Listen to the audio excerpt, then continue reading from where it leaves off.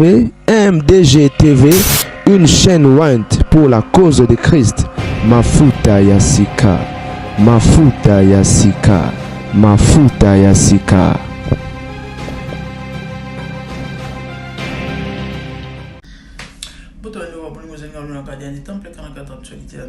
Je suis là. Maman Bungi, maman qui va puis regarder les temples. Ça dans la tout ça, on salue donc pression.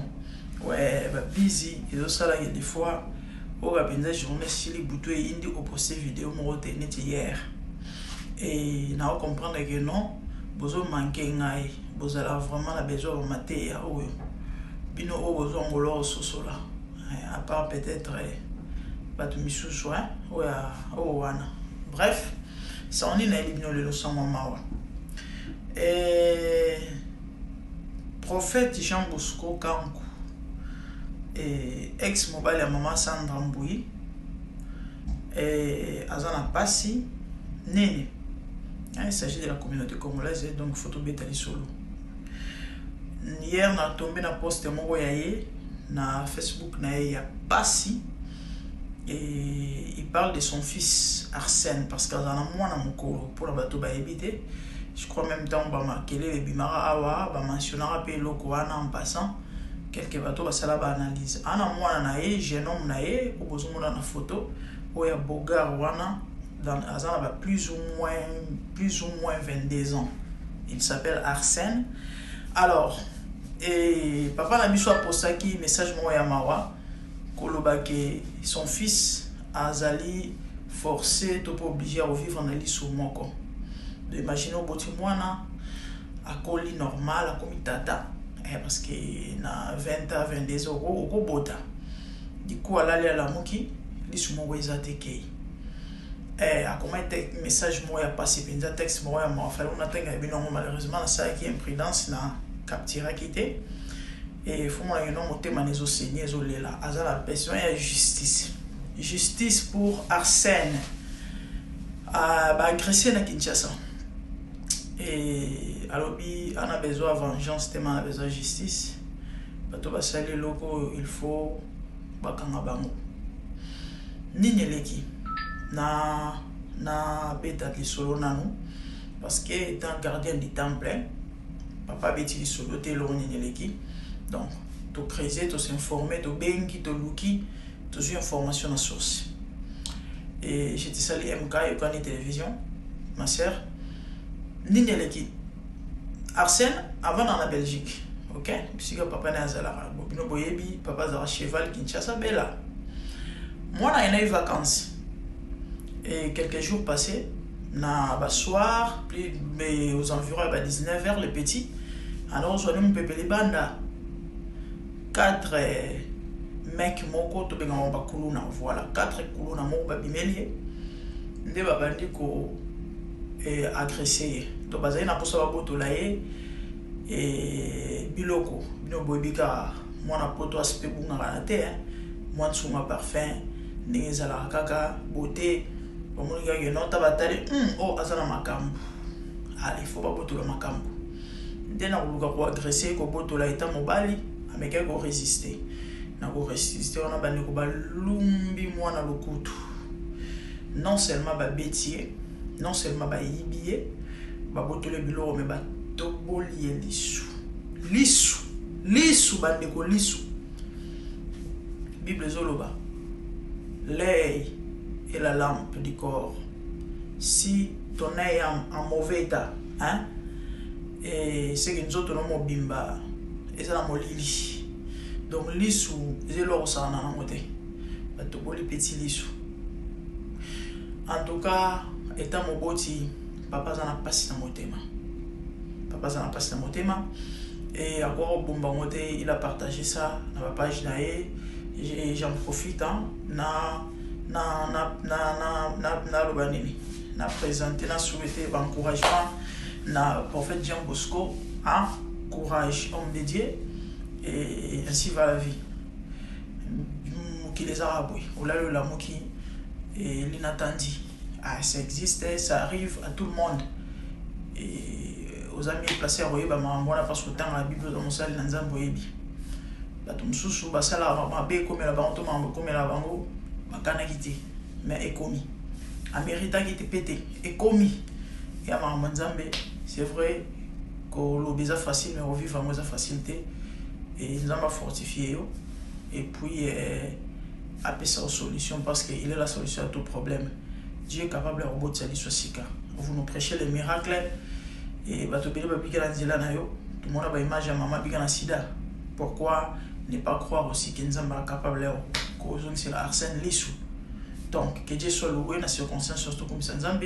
Sinon courage, n'habite ça fait très mal, ok?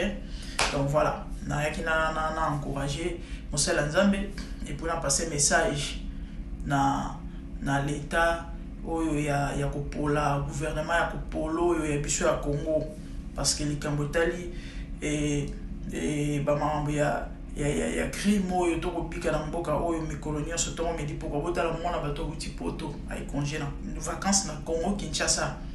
Allez-y comprendre. Moi nana lobby ata ba ebisi wolo na pala tezo ko ya Kinshasa bato bazo logota mo ya ko logota ya ofele boza sira roya na ndimité. Babilo faut interpeller l'état. Na tiena entre parenthèses na rochite côté wana. Bino boyebi ba congolais ka ndenge tozalaka. Boyebi ba congolais ndenge to vivaka. Ba interprétation ebimi ya ndenge na ndenge par rapport à l'agression oyo koyeba neza ngambo. OK? Voilà. Namoni nazuka commentaire moko. Ndeko moi si akomi boy. Alobi pasteur, vous avez brisé le cœur d'une servante de Dieu. Souvent sachez retourner en arrière pour demander pardon à Dieu sincèrement. Courage pour votre fils. Et les mêmes Dieu qui a guéri Alexia en un mois pendant que sa maman attendait 6 mois, hein, va restaurer la vie de votre fils. Dieu est souverain, rien n'est possible. Donc, avant de nous encourager à charger nanou pour naïe et karma. Maman, vous allez rappeler dans mon thème Maroko, celui qui souffre a droit à la compassion de son frère de la Bible. Aka, les Camerounais les boy. En fait, bato belé va interpréter un mot. Balobi za karma. Bamsou balobi akimaki Sandra pour Sandra botaye mwana za handicap. Yepe ya Nzambe asali ke mwana ya lingara minga to bokalisu. Comme ça, ba Congolais. Bon, de toutes les façons, na éviter na lobani ni karma to accident nyonso machin Nzambe muto yebi vérité mais seulement dans le bandeko c'est muto passer un moment difficile faut boyeba ko compatir ya on manipule les autres bato lela na ba bazo lela OK to sepela na ba bazo sepela il y a un temps pour tout. Malgré nos divergences, tu es bien maman Sandra Zala qui a été ezongi. Tu le bail pe autour le bas, mais de quoi il comme pas si tu es encouragé. La vie va vivre en démoina parce que la Bible dit tout arrive également à tous, même sauf pour les justes et pour les méchants. Ne crois pas que toi tu es trop bon, mon gros trop juste pour m'aber comme le détrompe-toi.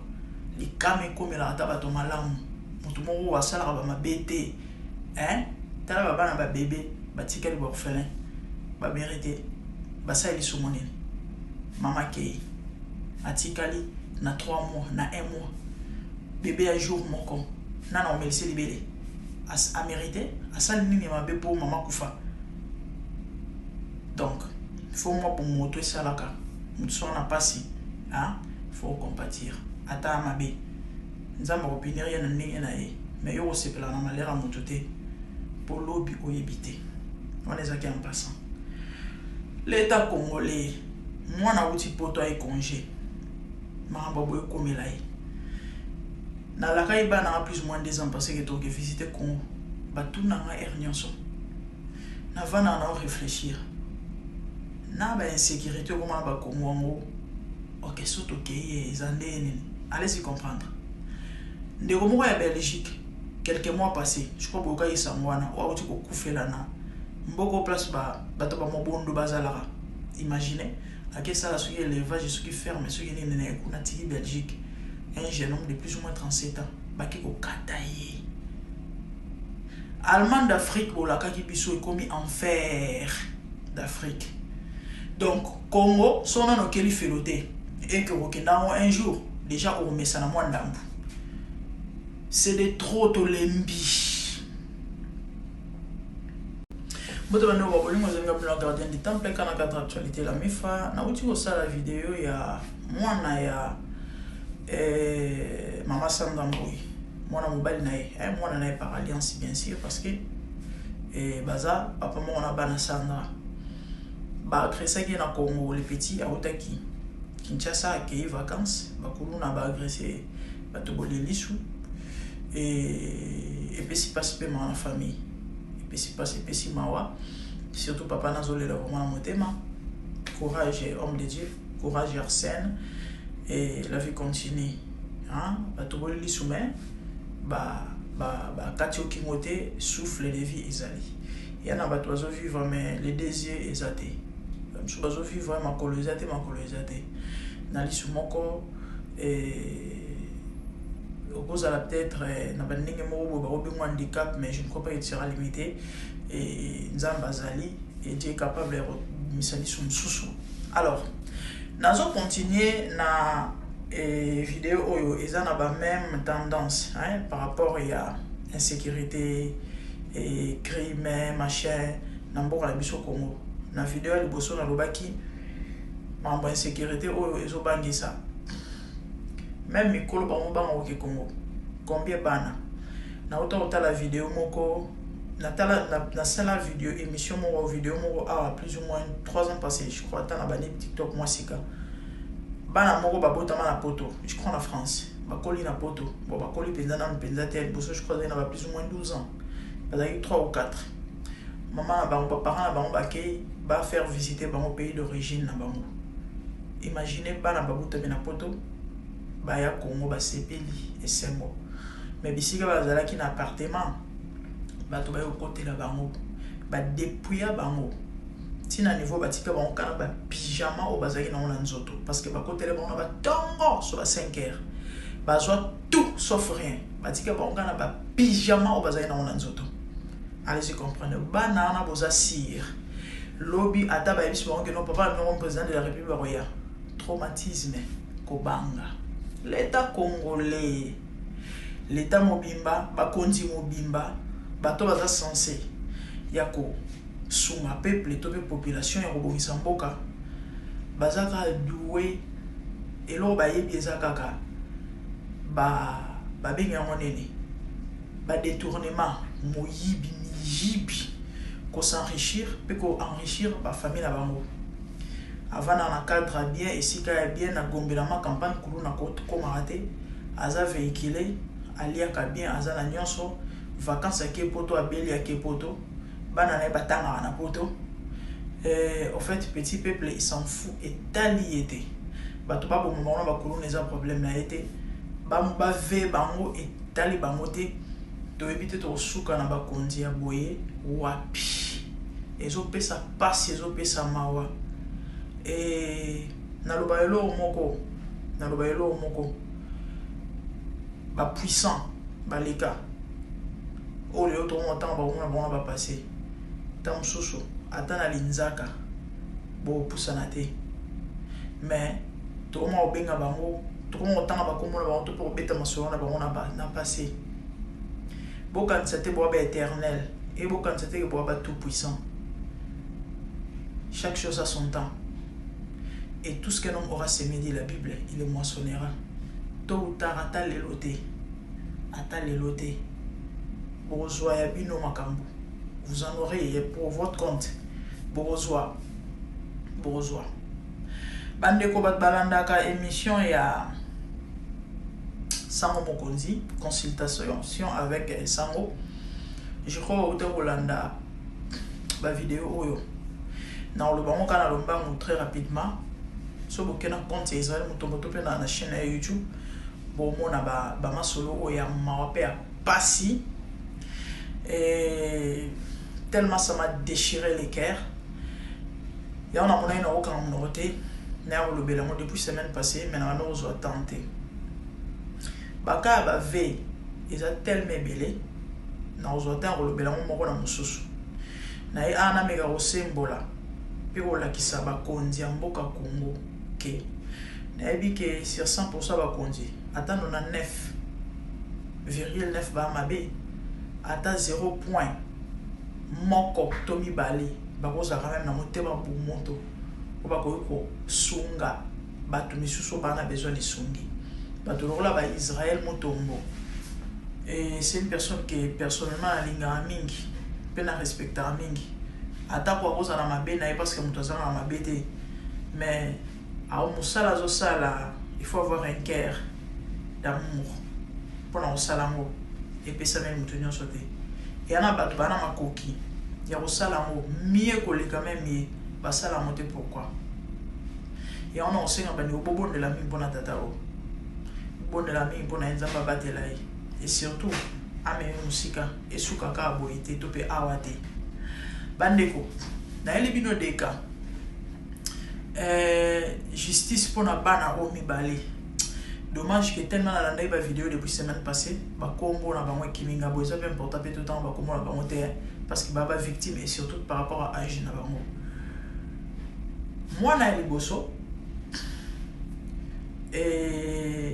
voisin asana 11 ans la petite au besoin mona photo maman na yewana voisin moi na voisin il y a 17 ans s'il vous plaît abengaki a accompagner viens ma chérie accompagne-moi que noti kangai amemi na hôtel s'il vous plaît moi na ya 11 ans ba continuer na hôtel na camarade na yazaki ye moté na moninga na ye ba abuser moi na bato sexuellement ba ve moi na ya bato ba pesi 1000 francs ba lobina kanga monoko alobate a moi na moke ayebi mbongo te non seulement ça na ko banga ba yaya mikolo moi na zongi na ndaku aoka ba pasi na libumu na sa libumu ba ventre pasi tellement batuni azolo bate papa c'est quelqu'un no beta enda avouer que non il a dit certainement comment les garçons en moi mutu ameba kingai na hôtel sanga mambo empoli na camarade na ye bandeko imaginez moi na ya 11 ans il y a 11 ans ce ko ba yaya mi bale ya ba 17 ans s'il vous plaît ba iba ve moi na et ko zande ni ya mwana pas ces zake poto kata lisolo na mukuse mwana wana ba memaki na tribunal ya tribunal soki d'enfants ezala na Congo soki na limite soki wapi maman na ya linga ide parce que maman na papa bakabwana mwana bano boko mais pas maman mais papa et maman ya kosenga mwana maman linga kite pourquoi parce que ayebaki ke dossier wana eko aboutir te alobi maman lobi bazana bébé ya 1 an na famille na bango babokolaka azali fruit ya V bon comprendre V hein moi tout temps comprendre ezate sur des vidéos sur la restriction maman na yeba sala epeka bon mamba salité de force na kusala aksona azwa zemi ba mema kawana na tribunal pour enfants ozala na Congo wana nsuki na limite sur web sur na kasavubu solution ezwa mate mutu wana sobe bakimisa so bakima petit oyo tamba kena dossier kuna bakena elelo bandeko lobi ba parents ne ba futi mbongo batiki et amaona pas ça a tambola na quartier a se vanter alobi ke na bisel no ba osala ngelo côté mboka ya Congo est-ce que bozo réaliser cher ba kondi ya mboko yo na bino bato boza sincère okata makambo oboliaka kaniaka na place ya ko rendre justice mais bon nous boza la corrompu na ba kaya ba motindo ya boy quelle méchanceté vous avez aussi des familles bwana bana bwana bakoko ha nzamba mona bino allez-y comprendre et a pasi bandeko na ngai eza mawa mambo zo lega na mboka ya Congo papa mwana na muto abikisa ye parce que les premiers jours alinga kima les jeunes hommes papa mwana na mona ki ninga nga mata moto nda kangaki bakena ye haye muto abikisa kiyo personnel mon père ha nga se venger ka place wana le moral nga za boloko musuta musuna morgue mon père personnel elle a vraiment fier na ye na fier na ye et a passé ça mawa eza pasi eza mawana mamboleka na mboka Congo de la minute oyo dossier oyo esili nango ya makile o mona sango po ba meka olandela makambo ezalaka te na 17 fois peta boloko na poto même moi na 12 ans à commettre acte ya vie à ok prison à suivre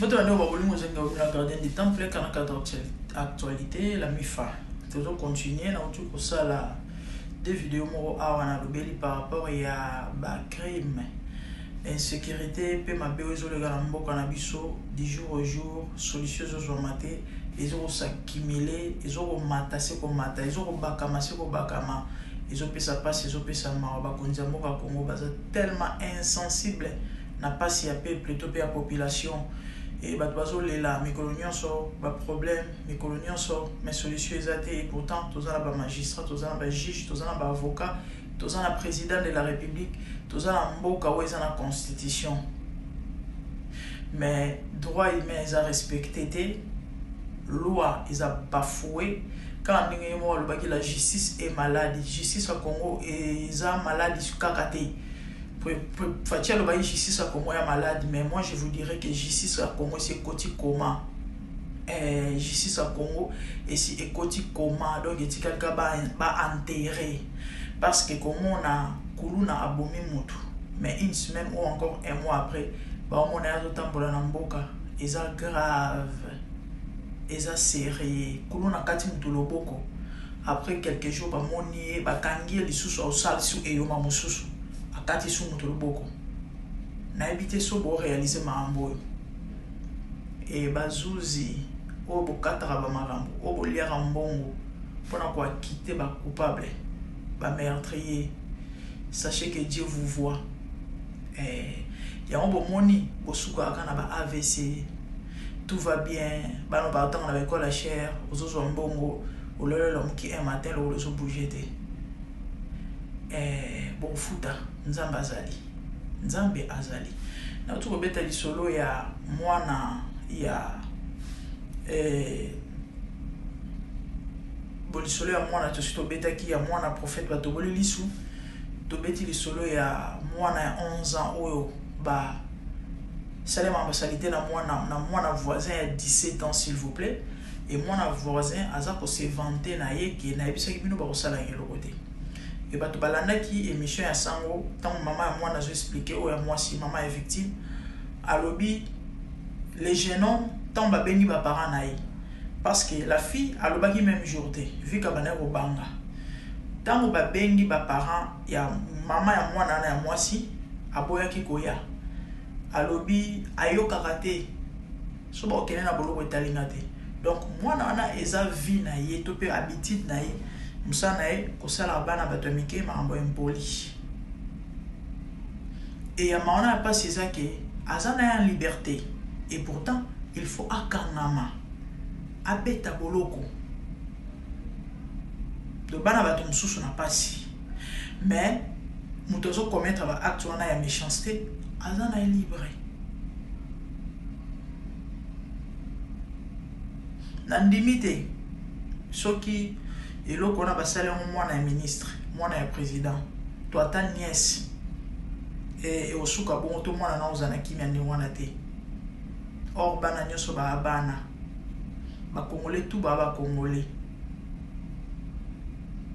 ba konza mboka toke na mwana ya mibale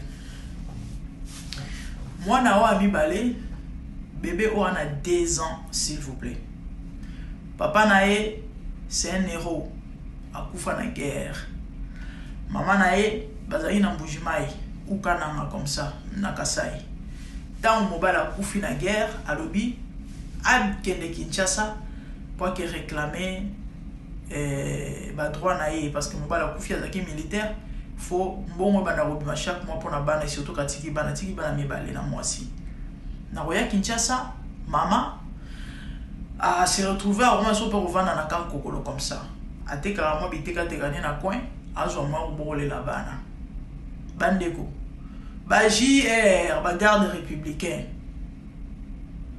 moko na bango bandeko na so beta lisolo ya mwana ya 2 ans bébé ya 2 ans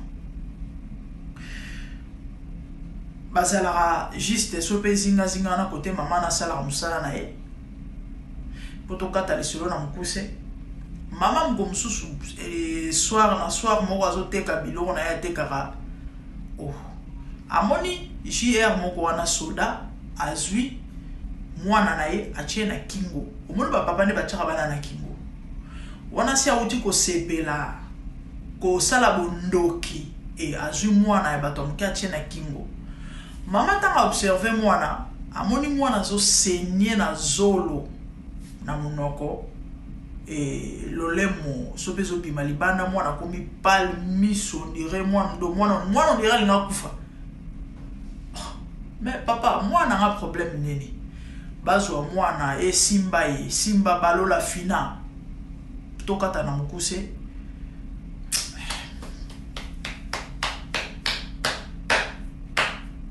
bande ola mukuse JR avait mwana ya 2 ans et le comble c'est quoi tant baké na mwana na hôpital déjà partout ba non même ba bando linga ko simba mwana na te ba hôpital ezo banga mwana akufela bango parce que état ezalaki tellement mabe même si on a question na kankokolo elo mwa bongo bo pesa mwana ta calma te mwana yo convulsé wana ko tukata mama na zoki na maboko ya ndoki wana et puis azotu na peso mama siliki bandiko okindoki te bakena mwana hôpital mwana landeli ba soin mais amaweza ke ba médecin ba lobby ba limite mwana na robota parce que ba syndrome matrice ba syndrome cruauté à boyer je sais pas parce que ba lumba ba moins cher ya ba 1000 francs bazan na bango katubano to monanga et na réseaux sociaux ina passage 1000 francs bazali o aname conscience a que a ça la prostitution ata mama ya mwana wana zaipe na mobile te akwa ko chebeli toy akwa pe olingai c'est compliqué bon comprendre hein na ko même pas oloba batu balana vidéo boka maloba mama loba qui est ils ont la vidéo wana OK je ne fais que répéter ce que la maman dit bino boyo basia soda zala des fois na mo ba retenité surtout soit na s'exprimer à lobby na hôpital ba lobby akota ki mobimba tata mokolo na bébé à 2 ans ake kokota mobimba sora mwana ne ozandele nzamba aka monene parce que mwana na logique fala ça pena crise akufa ah oui à vos invités mais nzamba malamu et pendant l'émission donc il voit bebango abi maman bakata inga basinga donc elle parle déjà mwana mwa lobaka bano baza sirdoué wana bano baza mayele wana na osanga malobe mais to senga justice pona bana ya ba bébé to be bano amike bakutana na makama oyo mama Denise bakonza mboka botala makambo oyo enangana bakisa likambo ya mu viola na mboka ils ont tellement minimisé et pourtant après crime ya meurtre ils allaient à 2e na mboka mondele à cause de la conséquence na yango ya moni crime mu viola ils allaient na délété il y a plainte après 50 ans après 60 ans pourquoi à cause ya ba conséquence na mboka mondele ba yebi que surtout moi na mokeo ba sali acte wana traumatisme et ko kange monoko pendant 50 ans 20 ans 10 ans 15 ans et alors ba yite pona nini mwana mabe c'est ka ko kelengi zoba qui de classe hein va apprendre mwana mobimba tata na zo simba ye na 12 ans na 13 ans pourquoi funda vite zoba c'est ça que Dieu nous aide. Franchement, ça fait tellement mal. Nous avons ça molo. Nous avons ça grâce. Et bando totolo tabo et okisama un jour. To kamba Congo un jour. Bobo kutana libabé. baolapa kosala mabe. C'est ça. Et après c'est ça mawa. Baka o eza tel mebele na ozonga na continuer kosala ba émission. Ya ba bébé karaté même ya mikolo mais de bazuer de force na ba image tala ebele. Je vis le Seigneur assis sur un trône très élevé, et les pans de sa robe remplissent les temples. Les séraphins s'étaient au-dessus de lui et criaient l'un à l'autre, disaient Saint, Saint, Saint est l'Éternel des armées. Toute la terre est pleine de sa gloire. Dans les cieux des cieux, là où vivent les rois, il y a des créatures qui l'adorent et les louent. Dans les lieux célestes, là où règne mon roi, il y a des anges qui chantent jour et nuit en sa gloire. Les 24 vieillards et les 4 êtres vivants, ensemble avec les anges, chantent ensemble en air. Ils ont réussi l'homme d'adorer les rois, car il est l'unique, le seul vrai Dieu. Seigneur, reçois favorablement les paroles de ma bouche, car les portes furent ébranlées dans leur fondement par la voix qui retentissait, et la maison s'était remplie de fumée. Glorifie-toi. Dans les cieux, sur la terre, même sous la terre, tout est l'âme confesse que Jésus est Seigneur, car il est élevé au-dessus de toutes choses, et son nom est au-dessus de tout nom.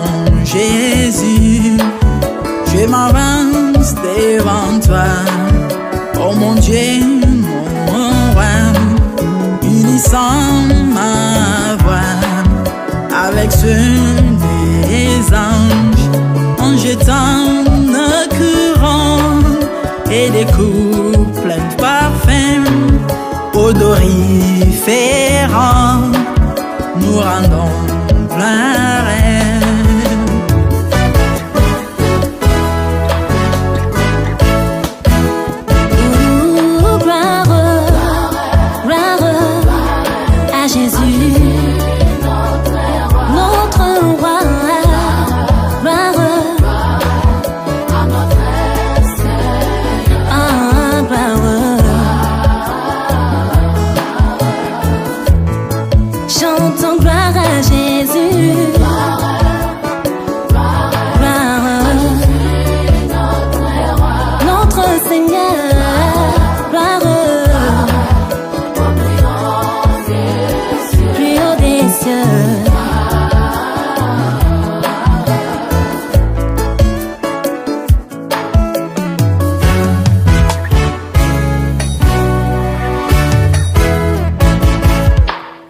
Il est beau d'annoncer les matins ta bonté.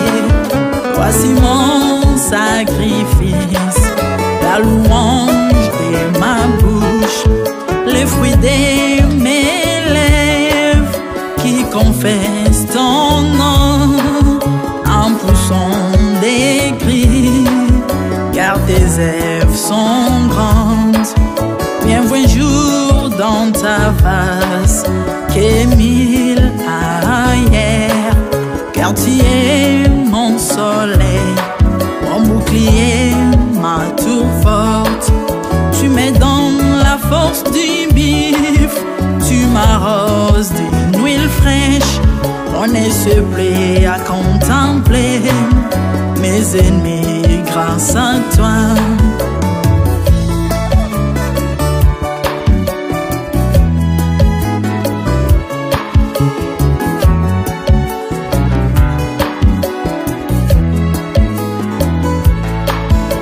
Prospère dans tes parvis, je porte des fruits, même dans ma vieillesse, plein de sève verdoyant. Comme le palmier, les justes croissent et s'élèvent comme les cèdres du Liban planté dans les jardins de Dieu. Dieu des vengeances s'élève pour venger mes ennemis. Il mettra la fin à la malice de leurs œuvres, car il est le Tout-Puissant, l'Éternel des armées, El Shaddai Adonai.